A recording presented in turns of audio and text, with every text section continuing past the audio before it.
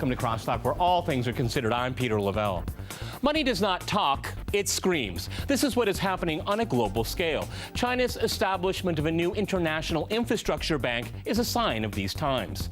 Beijing is rapidly making itself heard in the halls of power and finance. Is China challenging the West, or is it just going around it?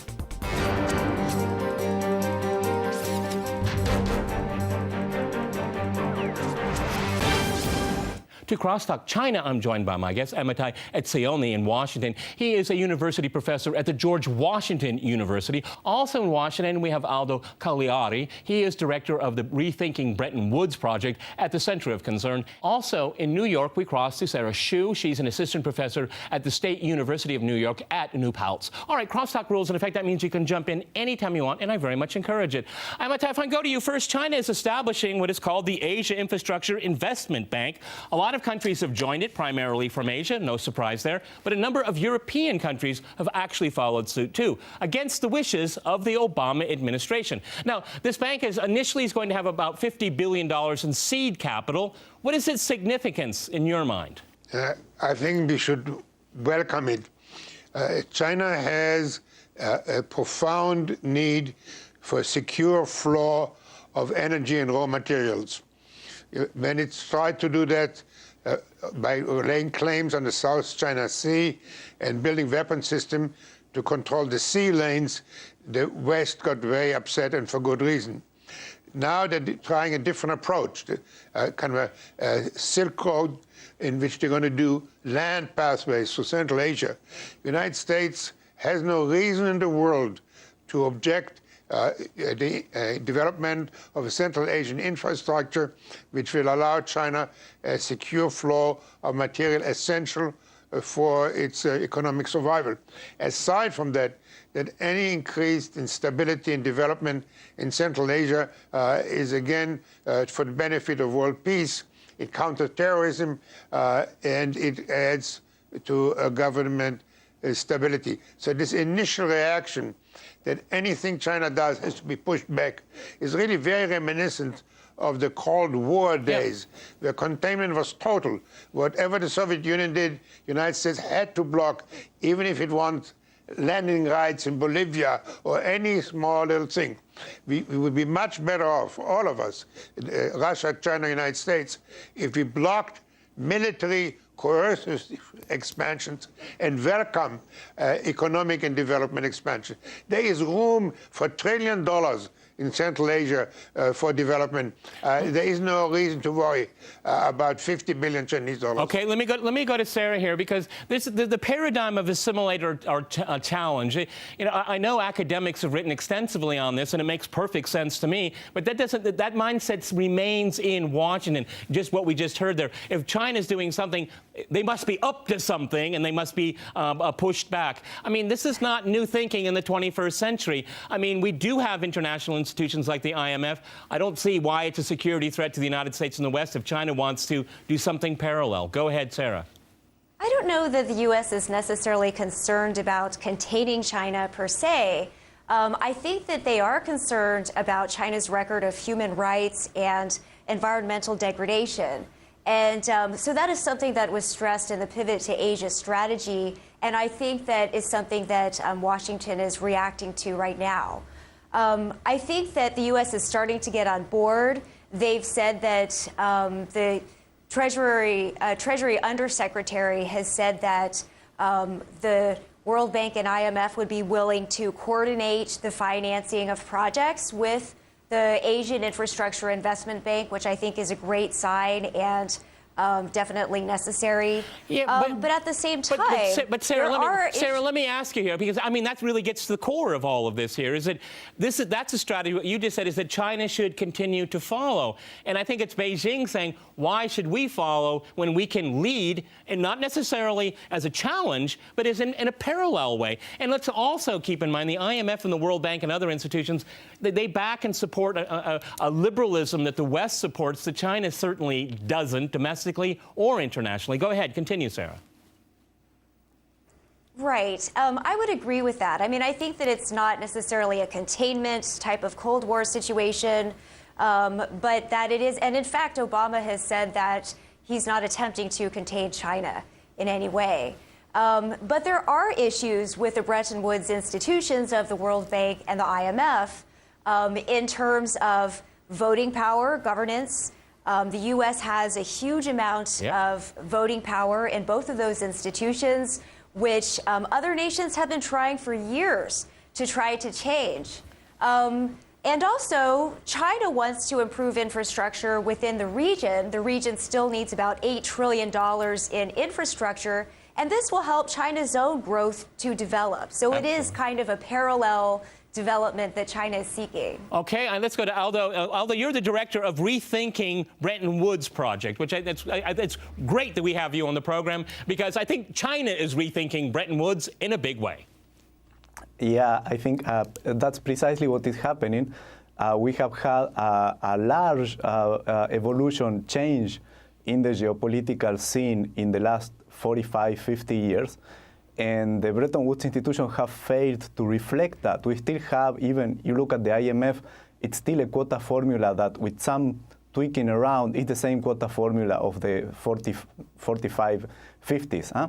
So China is sending a message saying we are fed up with the slow pace at which the adaptation of these old institutions to the new world in which we are, by the way, the second largest economy by purchasing power parity terms.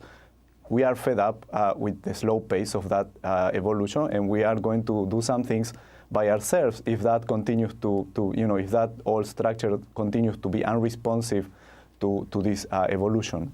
Amitai, when the European countries, a number of them decided to join this infrastructure bank, the Obama administration was not pleased about it whatsoever. As a matter of fact, beforehand they said, please don't go there. And the Europeans followed. And this is one of the reasons why I wanted to do this program, because this is another of those tipping points here, where China doesn't have to ask for permission anymore. It's going to lead, and it is treated very badly in the Bretton Woods institutions like the IMF, that is so slow to change here. And by the way, the West is exporting its values. I don't see China doing that with this institution. Maybe I'm wrong. Maybe it will. Go ahead.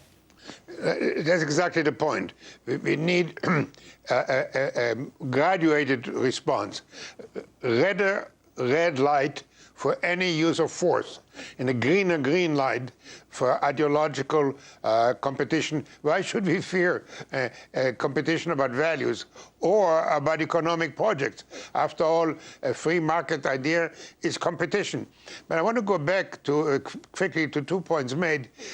First, Peter, you referred to IMF as an international institution. Well, the IMF just gave $17.5 billion to Ukraine. Yeah. Well, is that a politically neutral decision based on economic development criteria, or is that clearly a Western political move? There is no such thing as neutral institution. And second, if I may join my colleague from New York, who correctly points out that the attempts to reallocate the voting rights in the IMF and in the World Bank have been stalled. And the United States, I'm sad to say, it's my country, is playing a complicated game here. On the one hand, they ask China to join the existing international order, which was fashioned by the West and play by its rules. And when China wanted to increase its contributions to the World Bank and to the IMF, and naturally increase its voting power parallel to the size of contributions, the United States is hemming and hawing. One final point as to the notion that President Obama said that the United States is not trying to contain China. Well, unfortunately, if you look at what's happening on the ground, the United States is developing military alliances with the Philippines. It's reopening its military bases in the Philippines. It's developing military relationships with Vietnam, a country which, all the countries on the border with China. It extended its military treaty with Japan on those little islands which everybody's fighting about. It's conducting joint military exercises and very much pushing India to counterbalance China. If you don't want to call it containment, call it green apple, I don't care. But in effect, it's trying to create a broad alliance and chain of military bases all to contain China. That is limited to military moves. Go ahead, Sarah, go ahead. Let me just finish the sentence, sir. But it could... I would jump in there. Go ahead, Sarah. So the U.S. already has thousands of military personnel all over the world, outside of the United States, and in Asia they have the most military personnel of any region in the world. So it's not necessarily that we're trying something new. It's that we're taking some of the forces from the Middle East and we're redeploying them to Asia. I don't think that's necessarily a military move. That is incorrect. It could be in part due to the need to protect natural resources. Okay, Amitai, go ahead before we go to the break. Go ahead. Yeah, just one sentence. This notion of just rebalancing is simply mathematically incorrect. The forces are being increased and not just restocked. All right, I'm going to jump in here. We're going to go to a short break, and after that short break, we'll continue our discussion on China. Stay with RT.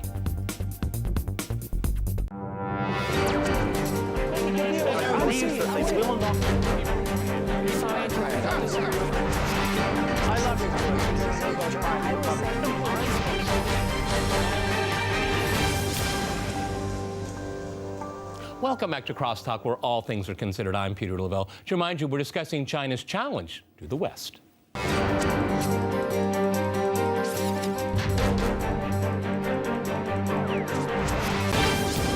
Okay, I'd like to go to Aldo in Washington. Amitai brought up a very delicate point with me, as Ukraine, as all CrossTalk viewers know. We've done more programs on Ukraine than probably any other topic in the history of this program. And Amitai brought up a very interesting point, Aldo, because a lot of people criticize the Chinese in this infrastructure bank is that they will be pursuing their national interests as if that's something strange. That's what states do. That's what powerful states do. That's what rich states do. They always do it. And they always will. So, Aldo, why should we be surprised that China is going to have this infrastructure bank, put a lot of money into it, and it's going to say, well, you know, we take most of the risk, so we're going to kind of point it in our direction. Is there anything particularly wrong about that? It's the behavior that you would expect from a state, like you said, and it's absolutely right that, and you don't need to go as far as Ukraine. Actually, just look at Greece. I mean, the lending that has gone to Greece compared to the lending to the traditional, so to speak, traditional clients of the International Monetary Fund, there's no comparison in the size and the scale and the risk that the institution is taking for that country. And so it is natural in any institution there will be, and you know, that's not the US, it's Europe.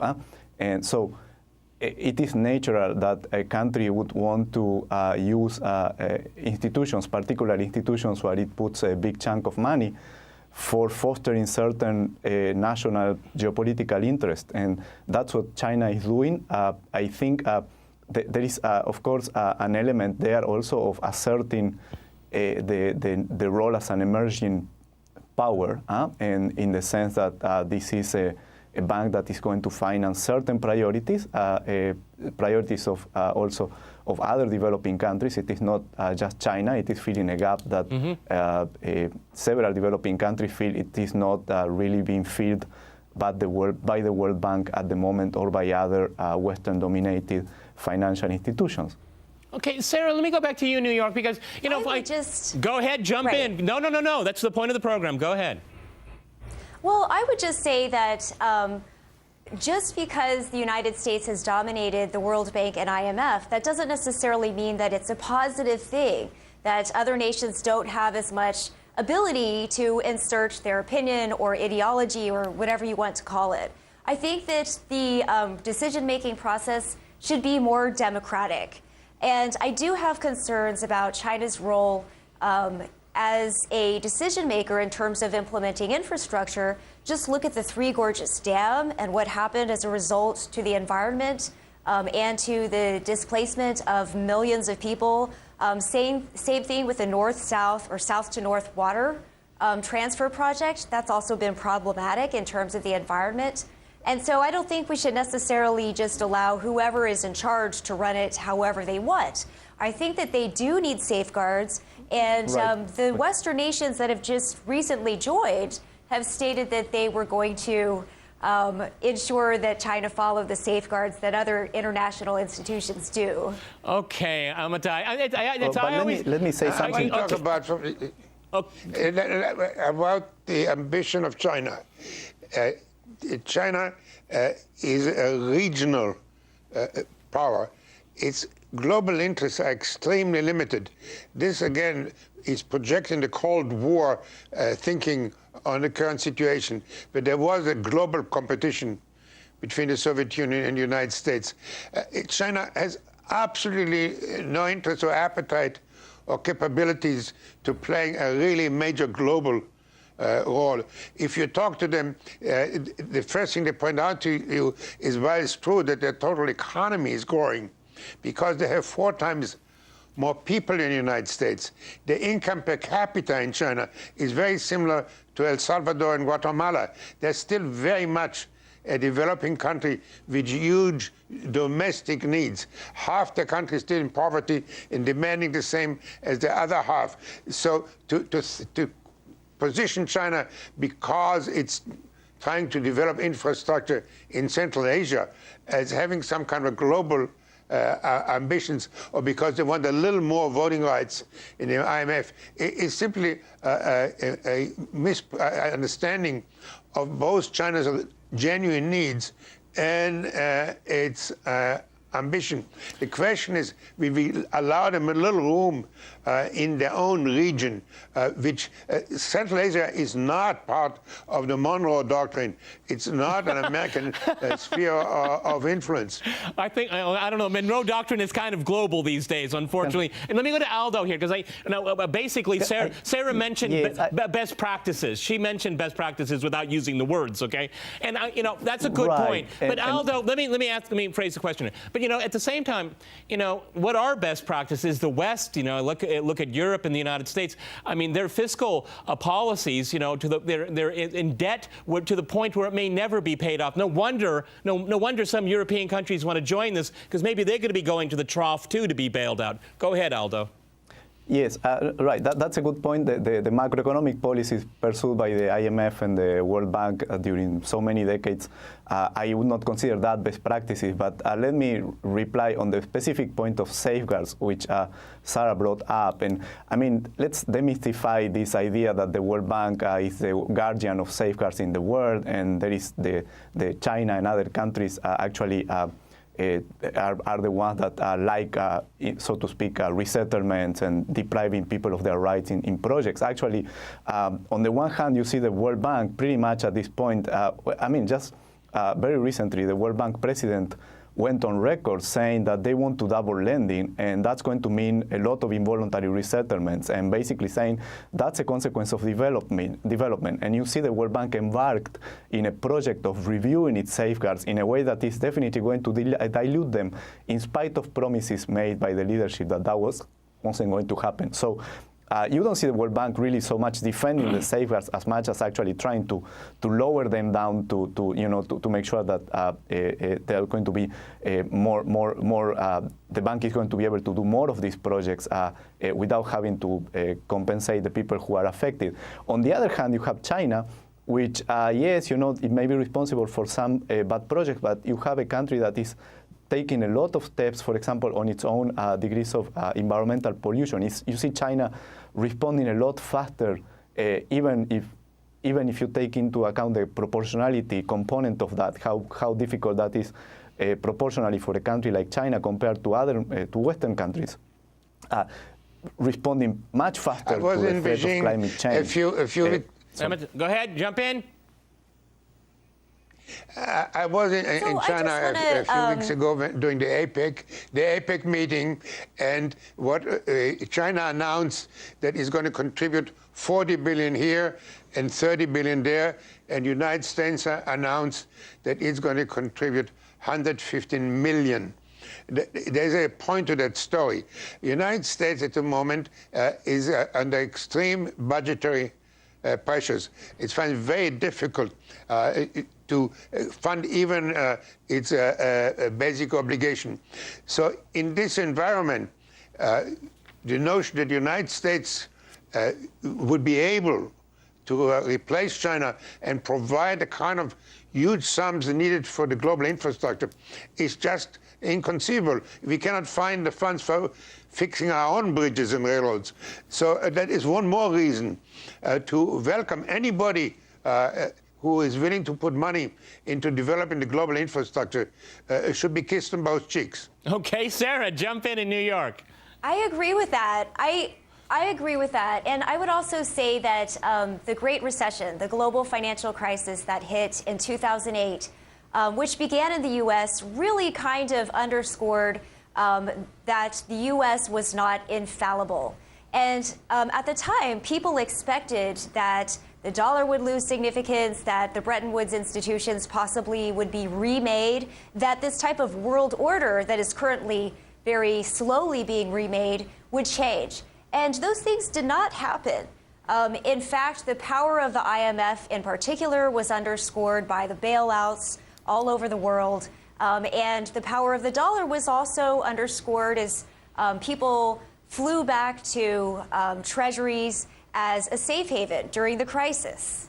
And so I think that other countries are finally realizing that in order to change the world order, they have to do things incrementally and on their own. It will not take an external shock to do it. Amitai, but that's the whole point of China's policies, I would say. I mean, I would look at the American pivot to the Pacific as militaristic. I mean, that's exactly what it is. And any country a size of China and its economy is going to look at this as a threat, and that's perfectly normal. You know, NATO isn't a friendly force. You know, it bombs people to death, like Libya, okay, arming Ukraine. I mean, these are not friendly institutions, all right? But at the same time, I think the Chinese are engaging and in protecting themselves. It's a very interesting mix here, and no sudden moves. Slow, incremental change. Go ahead.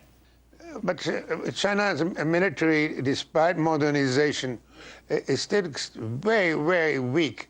They have now one aircraft carrier which they keep running into trouble every time they put it to sea. The United States has 11 of those, and they could go on and on, list you that despite the fact that they doubled and tripled, they started from such a low base that they still have, compared to the United States, a very, very weak military. So the notion that they're going to use the military to rearrange the map is really a very unreasonable one from any viewpoint. That's aside from the fact that they have some extremely pressing social needs. They have a very aging, rapidly aging population because of their one-child policy. So they have ever more old people and ever fewer children and young people. They have enormous environmental challenges. They have enormous tension, ethnic and racial, and they have their own, by the way, jihadists. So the notion that they have any reason, rational or otherwise, to seek a military confrontation with the United States is preposterous. But at the same time, they cannot survive without a secure flow of raw material and energy. They just don't have it. And they have a very hungry, large population. All right. On that note, 4 times larger than the United States. We've had so they're looking to secure that flow. We've run out of time. We've had a fascinating discussion. Many thanks to my guests in Washington and in New York. And thanks to our viewers for watching us here at RT. See you next time. And remember, CrossTalk rules.